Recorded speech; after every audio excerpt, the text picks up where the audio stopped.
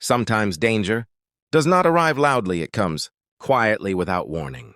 And before anyone understands what is happening, a life is already fighting to survive in this narrow canal. A dog fell into the water with no way to climb out. The walls were high, the surface was slippery, and the water slowly pulled away its strength. The dog kept swimming, not knowing where safety was, only knowing that stopping was not an option. Every movement became heavier, every breath harder, yet the dog continued because survival is instinct. People nearby noticed what was happening. Some stopped, some watched, some held their phones, but two men chose to do something. They did not wait. They did not hesitate. They only saw a life in danger and reacted. One man carefully lay down at the edge of the canal, pressing his body flat against the concrete, while the other man held him tightly from behind, knowing that one wrong move could pull them both into the water below. The dog was getting tired, its movements slower, its head barely staying above the surface.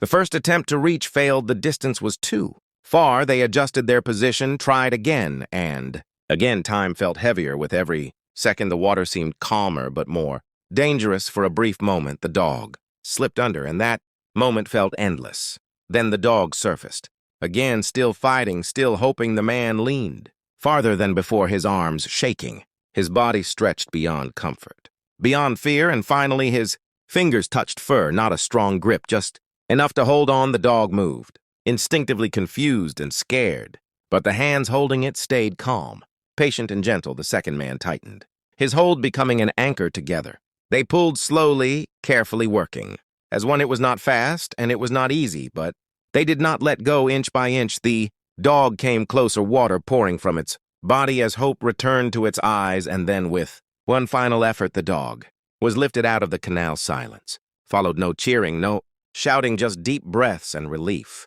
The dog lay on the ground, soaked, shaking, breathing heavily, its chest rising and falling, proof that it was alive. The men stepped back, exhausted, their hands trembling, not from fear anymore, but from emotion. This rescue was not about being heroes. It was not about attention. It was about choosing compassion when it mattered most.